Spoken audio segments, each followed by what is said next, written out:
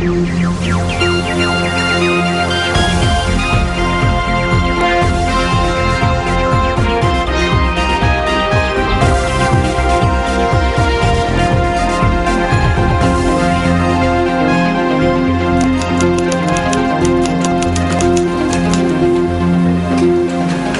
there, very good evening and welcome to your Primetime News Bulletin. I'm Shane Silva.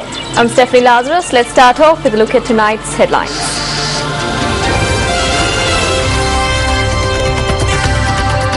$1.1 million people affected by the drought. National Water Supply and Drainage Board fails to restore water supply to parts of Colombo.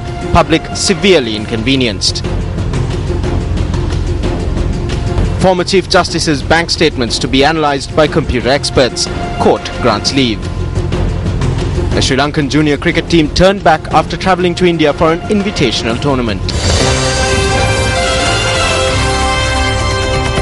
On to your stories in detail now. Indian media reports say that a Sri Lankan junior cricket team which arrived in Chennai, India to participate in a private tournament was sent back to Sri Lanka. The reports say that the team was denied permission to participate in the tournament, citing security concerns. The All India Under-15 National League Cricket Championships commenced today. The Under-15 cricket team of the Sri Lanka Cricket Foundation arrived in Chennai last night to participate in the league championship following an invitation extended by the Cricket Federation of Tamil Nadu. India media reports also note that steps are taken to provide accommodation to the 16-member Under-15 cricket team at a location in Chennai. However, the team were denied permission to participate at the tournament, raising security concerns. This was confirmed to India media channels by a spokesperson for the Cricket Federation of Tamil Nadu. Police told us that it would not be wise to have the team from Sri Lanka play in Chennai because of the security situation. So we told them to cancel the trip. President of the Sri Lankan Cricket Foundation, Nuski Mohammed, said the team which was on a tour of India was brought back to the country this morning. Team manager Tushar Kure said that a decision was reached to return to Sri Lanka after being advised by the Indian officials to do so. He says that the team was not sent back to the country. Sri Lanka Cricket and the School Cricket Association say that they were not aware of the tour of India. A large number of people were affected today owing to delays in restoring the water supply to several parts of Colombo following a scheduled 36-hour water cut. Now, following several extensions, the National Water Supply and Drainage Board noted that the water supply will be restored by midnight today, 72 hours after the initial disruption. A scheduled 36-hour water cut was imposed at 9 a.m. on Saturday in several parts of Colombo. However, following the water cut, several areas remained without water.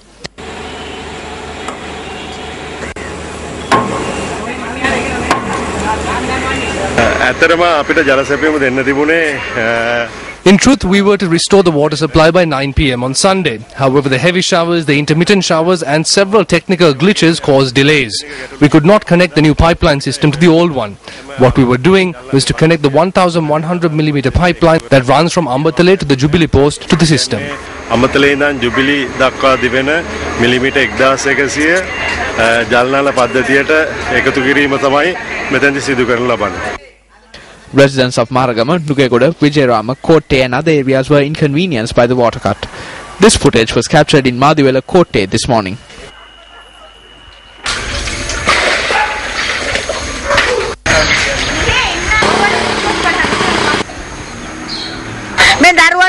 These children do not have water. We do not even have water to make tea or even take a wash. Do not do things like this. We do not have water to use the washroom. We are facing great difficulties over these past 2-3 days. We still don't have water. They said we will be getting it by noon. Then they said at 9. We do not know when we will get the water. When we called them at 8, they said they will reconnect it by 9. But we still do not have water. The officials must do something about this. We were hoping they will at least send a bowser of water. As far as I can recall, there has never been such a water.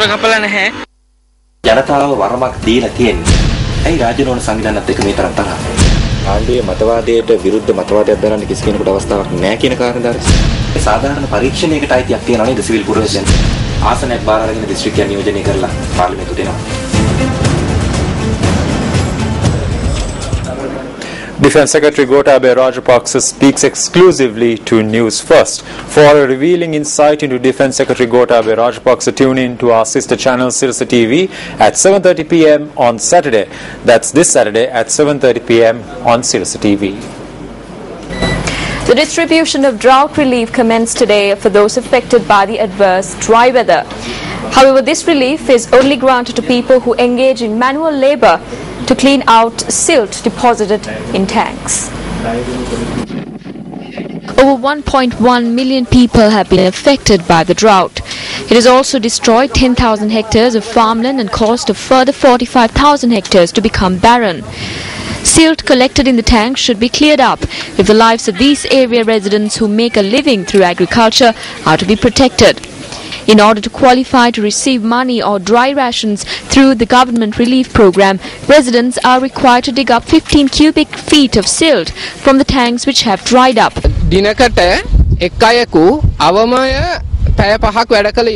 An individual should work for a minimum of 5 hours for 12 days. After 6 days of work, we give them dry rations worth 3,000 rupees.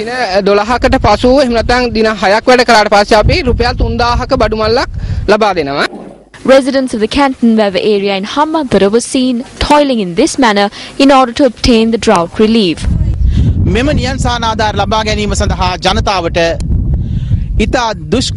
We were able to witness the difficulties that the people have to go through to obtain government relief.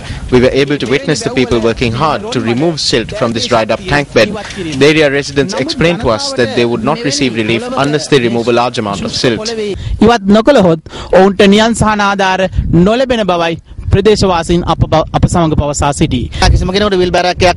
We haven't even received a wheelbarrow. We have to move the silt with bags. This is a task that should be done with backhoes.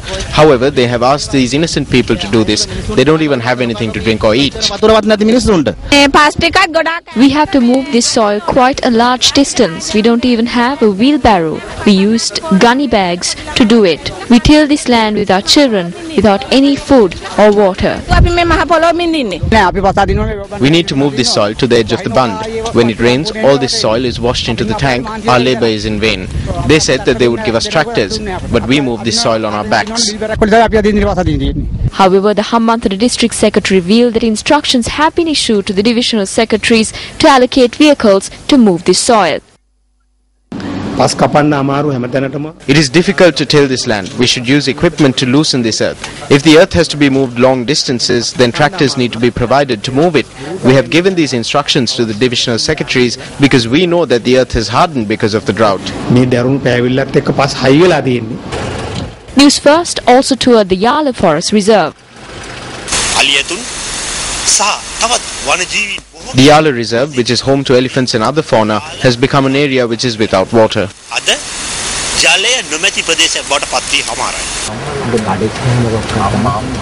Animals were seen heading towards small water holes. However, even these water holes only had muddy water.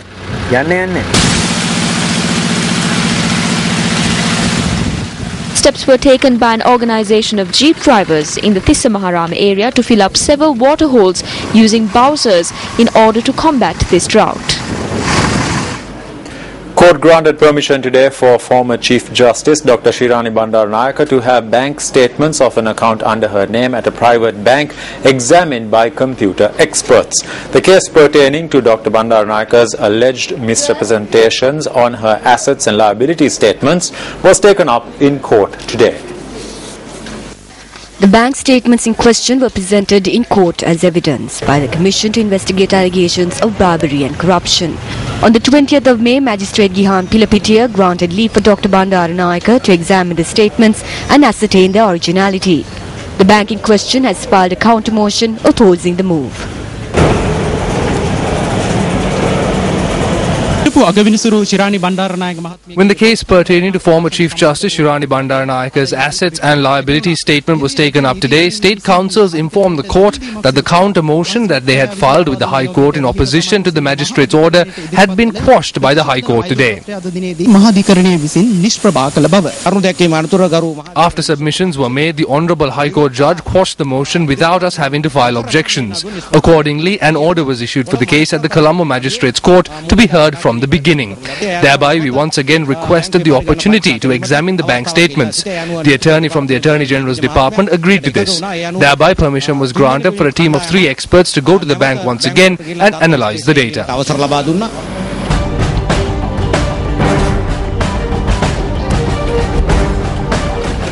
Newsfirst received a special award today for its sponsorship of the Colombo Centenary International Scout Jamboree that got underway at the Waigro campsite in Madampe. The award was presented by President Mahinda Rajapaksa.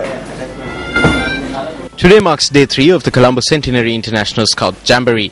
The main event of the Scout Jamboree commenced this afternoon under the auspices of Head Scout President Mahinda Rajapaksa.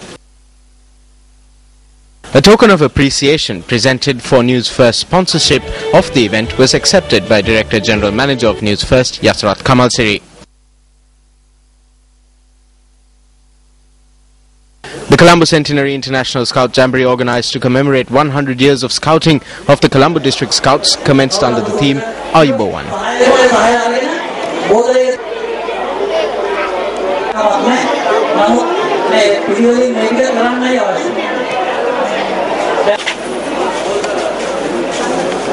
The Newsfirst sponsored Colombo Centenary International Scout Jamboree will continue till the 7th of this month. Up next is our special segment, A Better Tomorrow.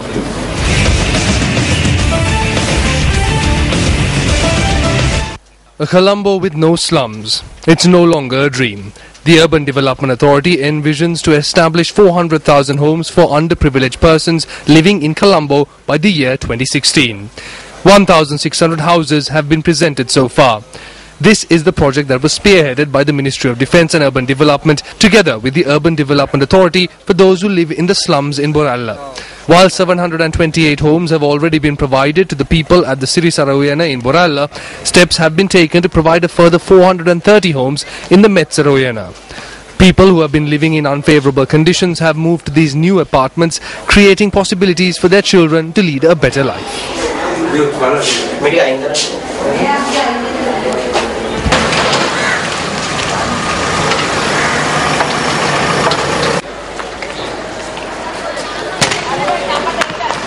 I live in a small house. The toilet is built outside the house, but here everything is built inside the house. There are 2 rooms, so the children and the parents could use those 2 rooms. We don't have to go outside to use the washroom. The facilities we are provided with are good. We would like to leave the shanties. We pay the contractors close to 3.4 million rupees to build one house with the inclusion of infrastructure facilities, electricity and water supply. When considering the geographic placement of these houses, the house could be valued at 6.8 to 7 million rupees.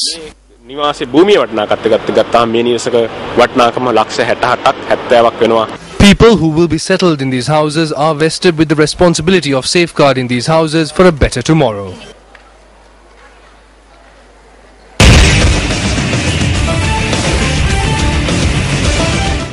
Chief Prelate of the Asgiri chapter, the Most Venerable Udugama Sri Buddhasasana Thero, says that steps are being taken to destroy the Buddhasasana. The Chief Prelate made this statement during a function held in Matale yesterday to mark the 119th All Island Sunday School Day event. The chief guest at the event, which was held at the Cultural Centre Auditorium in Matale, was Prime Minister D.M. Jayaratne.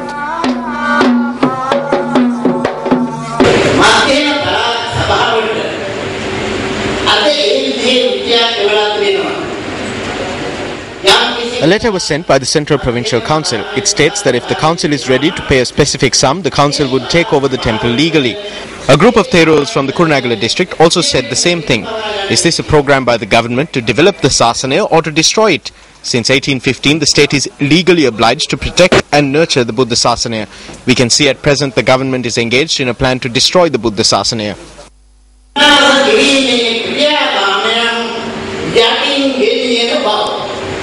Parliamentarian Rohana Disanayaka and the Commissioner of Buddhist Affairs explained about the issue to the Mahanayaka Thero.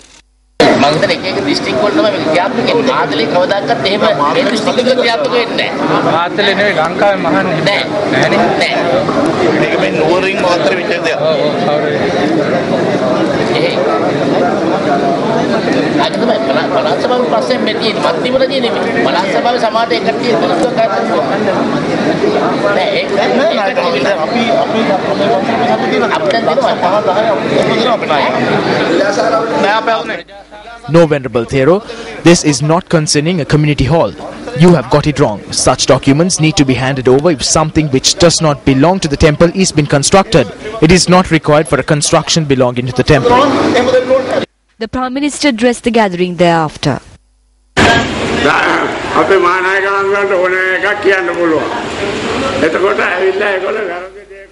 The Mahanayaka Thero can say anything he wants to. Sometimes they even say wrong things for their benefit. Our people need to be careful because of this.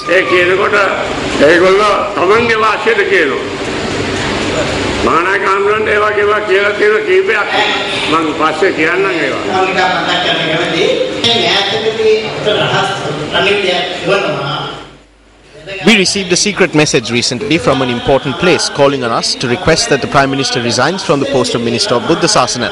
They said that many people have lost faith in him. I told them the President appointed the Prime Minister and if there is something wrong, he could take action. I told them not to get us to do their work.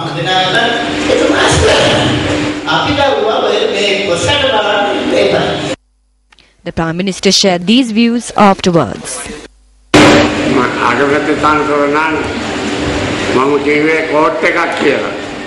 I've clearly said that this Prime Ministerial position is similar to a court. I made this statement the day I received it. I do not bother with positions. I have been calling for this position to be completely abolished. It was carried in the papers as well. The current President has less powers than the powers that were present in 1970. The Parliament is the institution which gives power. He is merely carrying out work with this power.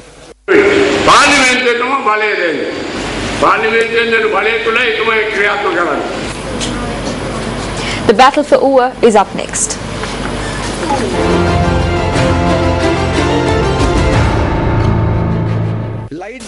If we are against hikes in the electricity tariff, we must express our protest. If we are against the increase in the cost of living, we must express our protest. The best way to express your protest is by not voting for the government at this election. Everyone in the country today says that the nation is in this state at least because the JVPers are constantly speaking up. Don't they say that? They ask if they are to eat the roads. This is the fox's story. He jumps at the grapevine and then walks away saying it was probably bitter. This is what is happening here. It is easy for those who have done nothing to criticize.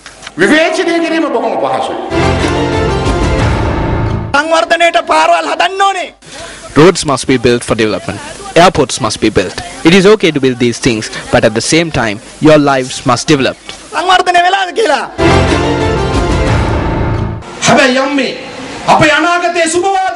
Our future is bright. President Mahinda Rajapaksa has obtained loans to develop the country and today he is developing the country. It cost us $360 million to build the Hambantota port. As long as this universe continues, this will generate revenue and jobs and bring progress to the country.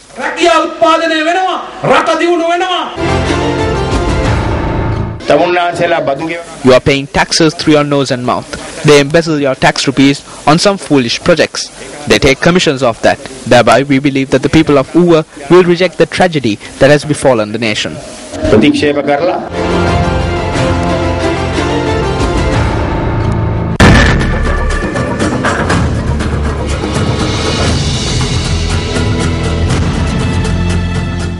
Badulla is a densely populated area. The Badulla bus stop is the location in which the people gather to make ends meet. Even though a building complex is established to provide the population with the essentials, the people are faced with hardships to get there due to potholes and poor conditions of the drainage system. The drains become look-alike cemeteries during heavy downpours. Unclosed sewage pits lead to many accidents in the area. Many are faced with difficulties due to incomplete drains. Yesterday we witnessed 2 children who fell into the drains taken to the hospital. Damaged drainage systems also cause many issues in this area. The sewage pit sometimes overflows. People get into buses with their noses closed, but they do not heed their attention.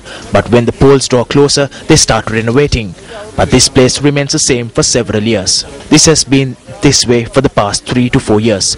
The sewage pit overflows, people step on it and get into the buses. Germs spread and people become infected. The authorities are yet to act on helping the people who gather at the bus stop.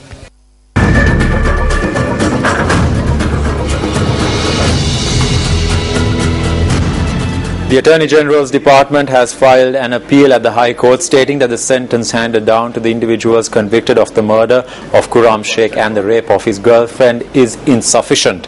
On the 18th of July, 4 of the 6 defendants, including the chairman of the Tangol Pradeshia Sabha, Sampath Vidhanapatirana, were sentenced to 20 years of rigorous imprisonment for the murder of Khurram Sheikh and the gang rape of his girlfriend. Sentences were handed down to the convicts based on all charges, including rape, to be served in a period of 20 years.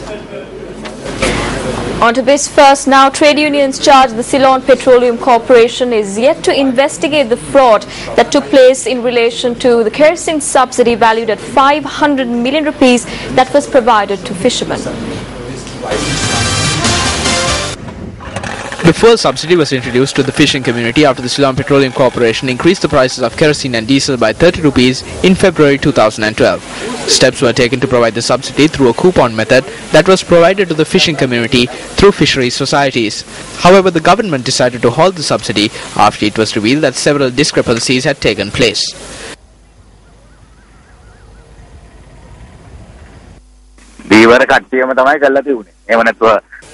It is the fishing community and not the officials of the ministry that misused this subsidy. They even requested the subsidy for fishing boats that were parked in their houses. Not only that, they took the fuel that was provided under the subsidy and sold it to fuel stations. Officials from the ministry were not involved in this racket.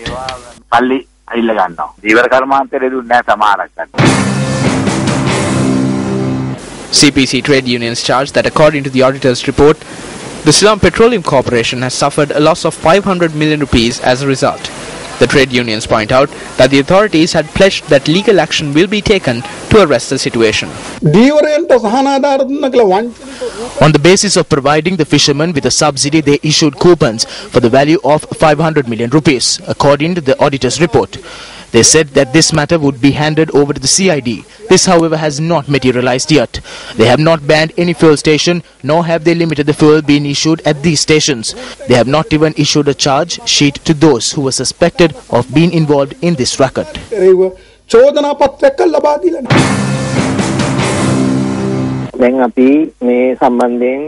We have now handed over certain aspects of this matter to the relevant departments. We hope to act on this matter soon.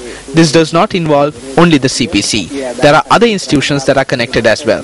I do not want to comment on this while there is an investigation pending. We will act on it once investigations are complete.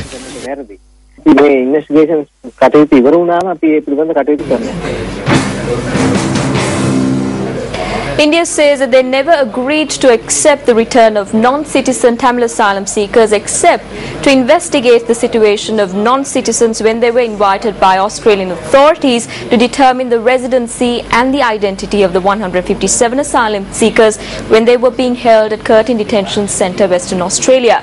Meanwhile, reports have come to light that the Australian authorities attempted to load the asylum seekers, reportedly of Sri Lankan origin, onto lifeboats and send them back to India while they were being detained on board an Australian customs vessel.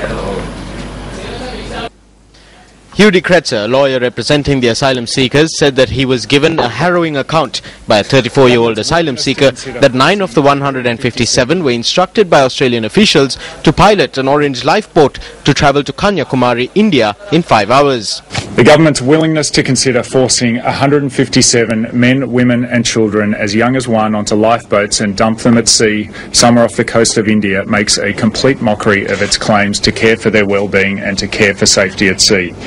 Secret detention on the high seas, moving to dump families in lifeboats in the ocean, secret overnight transfers, misleading the public, frustrating access to lawyers and the courts. These are not the actions of a government that respects the rule of law, open and transparent democracy or basic human rights. Australia's Immigration Minister Scott Morrison has repeatedly refused to confirm whether attempts had been made to return the asylum seekers to India using Australian Orange lifeboats. The Australian government's move to load the group of asylum seekers back to India happened on the 14th of July as they were challenged in the High Court over the group's detention on the high seas. The 157 asylum seekers are currently being detained at the offshore facility in Nauru, where they were transferred after refusing to speak with Indian consular officials regarding being sent back to their port of origin. Spokesperson for the Indian High Commission in Australia, Tarun Kumar, however, said the only commitment that India had given in addition to taking back Indian citizens was to investigate the non-Indian citizens. The 13th session of the Regional Committee on the Recognition of Qualification in Higher Education in Asia and the Pacific commenced in Colombo today. The aim of the session is to address problematic areas in the higher education system and to improve quality of higher education in the region. The strategic mandate of the government, Mahinda Chintana Way Forward, as the national vision of Sri Lanka, envision Sri Lanka to miracle of Asia soon. Under this long-term vision, we are going to create and maintain 6 hubs. Knowledge Hub is the center of the other 5 hubs. Long-term vision of Ministry of Higher Education is to be an international hub of excellence in higher education by 2020. Recognition of qualification in higher education in Asia and the Pacific would help us to achieve this goal.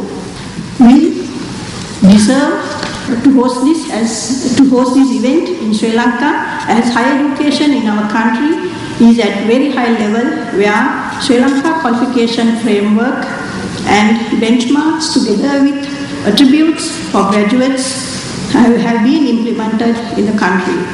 I could assure you that the UGC University Grants Commission would collaborate with the Minister of Higher Education in effectively implementing the decisions that would upgrade the higher education. A one-way traffic plan is to be implemented effective tomorrow morning in the Peta area along Reclamation Road, China Street and Main Street. As per the plan, traffic will be one-way from the Khan Clock Tower to Kochikade along Reclamation Road and from Kochikade to the Khan Clock Tower along China Street and Main Street. The plan is expected to be in place permanently. And up next is Action TV.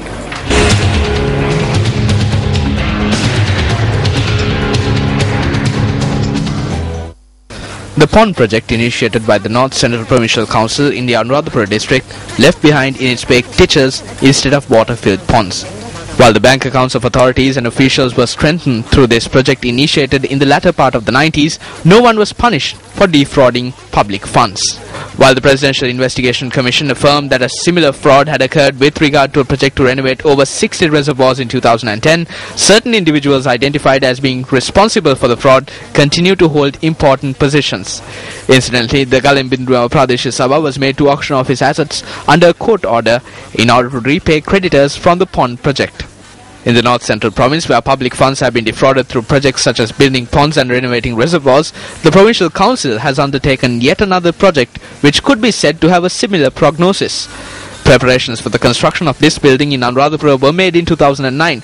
The purpose of the building was to establish a provincial training and development centre. Although the Provincial Council allocates about 2.5 million rupees annually for training programs, it spends about half that amount. The Provincial Council already possesses a building that suffices to meet the requirements of training programs that the Provincial Council spends on. As such, the motive behind the construction of such a behemoth is questionable. As of today, the Provincial Council does not possess any files on this project for which the contractor was selected outside the tender process. What is even more notable is that there is no expenditure estimate for this project. While work on this project has been suspended for about a year now, already a sum of 40 million rupees has been spent on it. Sections where construction has been completed show improprieties in the quality of construction. Has the newly elected Provincial Council halted work on this project owing to the lack of funds? Or is it because the province has no need for such a white elephant? The jury is still out on these questions. Nevertheless, can responsible officials evade the responsibility of inquiring into the justification for this massive expenditure and the transparency of the project? Chief Secretary of the North Central Province, this is over to you.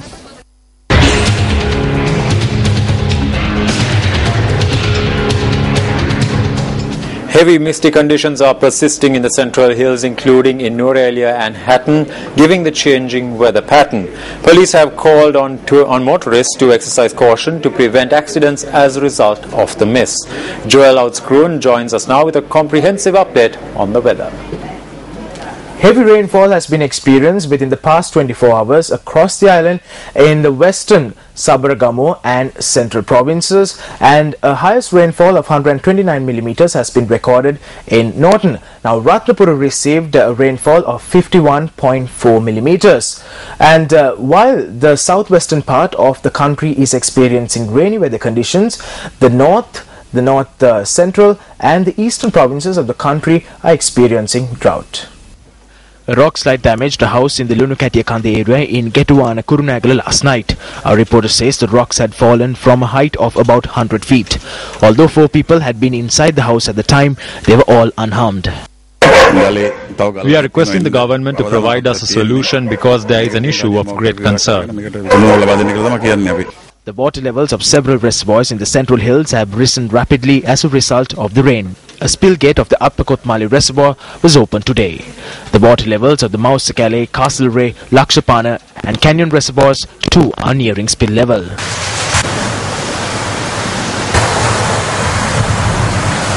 Taking a look at the weather forecast for the next 24 hours, the Met Department says that the southwestern parts of the country will experience showers or thunder showers. Now, showers and thunder showers are also to be experienced in the coast extending from Putlam, Colombo, Galle and Hambantota. The Met Department also says that wind speeds in these sea areas could increase up to 60 kilometers per hour, causing swells and rough seas. A tense situation arose at the Center for Society and Religion this afternoon when a group including monks arrived at the location. A group of police officers were also at the scene at the time of the incident. A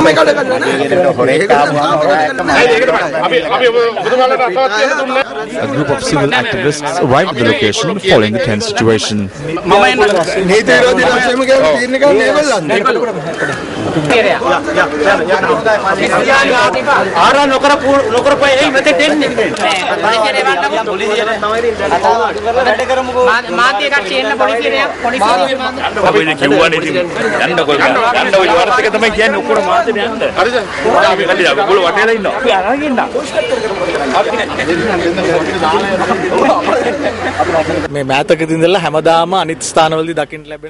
We usually witness incidents of this nature where a group of individuals arrive at a peaceful meeting and disrupt its activities amidst the presence of the police. The police said that the meeting was not illegal. The police has the right to ensure peaceful assembly. This is a right enshrined in the country's constitution as well. However, the police does not act to prevent incidents of this nature from happening and chase away those involved in such activities. It seems that there is an invincible hand manipulating these incidents. The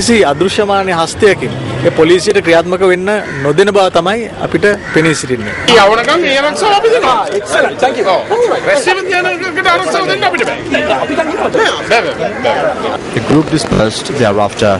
The group, including monks who had arrived at the location, had lodged a complaint with the Maradani police as well. On sports first tonight, England were able to top the medal standings of the Commonwealth Games for the first time after a 28-year hiatus. The end of the Commonwealth Games 2014 was marked with a gala closing ceremony.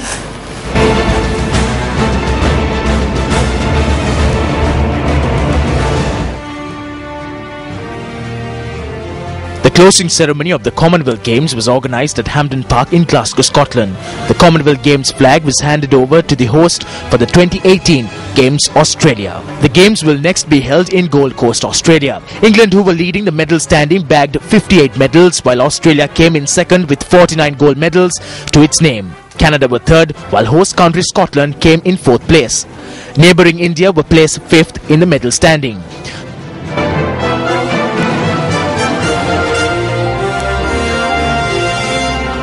Sri Lanka, who only won a silver medal, was placed 29th. However, 104 athletes represented Sri Lanka at the Games along with 44 officials. Medal favourite Sri Lanka's Chintana Geethal Vitanage fell short of keeping Sri Lanka's hope of winning a medal alive at the weightlifting event. Nadika Lakmali was placed 6th in the javelin throw event. Fox's Manju Anyarachi and Anuradha Ratnayaka were defeated in the round of 16 event. Niluka Karunaratne, hailed as Sri Lanka's #1 badminton player, was unable to advance to the round of 8. Wrestler Chamara Pereira, competing for the bronze medal of the event, was a highlight of the Commonwealth Games, Glasgow 2014. And with that, we wrap up this edition of Primetime News. I'm Shane Silva. I'm Stephanie Lazarus. Before we leave, however, commuters at the Fort Railway Station were treated to a novel experience today. Contestants of the hit reality TV dancing competition Sirasa Dancing Star participated in a flash mob, a concept that has gained much popularity across the globe. We leave you tonight with scenes of this flash mob brought to you by YFM.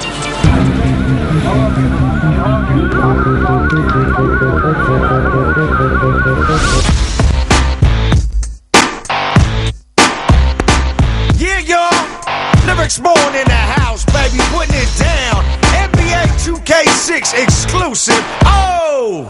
This is big money talk. It's so mesmerizing. I'm off on my heel with my $100 bill. Don't pass me the bill. I'll have women in the building giggling at you and stitches for real. I'm not playing, laying claim to the flow. If you ain't game with your A game, you gets rained on. Vacate the place, man, cause you can't hang. Stay off the paint, stay along the baseline like reggae. Hey, hey, hey, lyrics born is back again. Dismantling your mans and them. Going to the mattresses, I'm serving ass with bills like Shirley LeClaire. Real hustlers don't knuckle under, but buckle under pressure. We bump it up and come with something aggressive. All 100% and not at all men of character with pocket stuff like snuffle up against Trump with attention and arts. The way I capture the audience. It's so electrifying. This is big money talk. It's so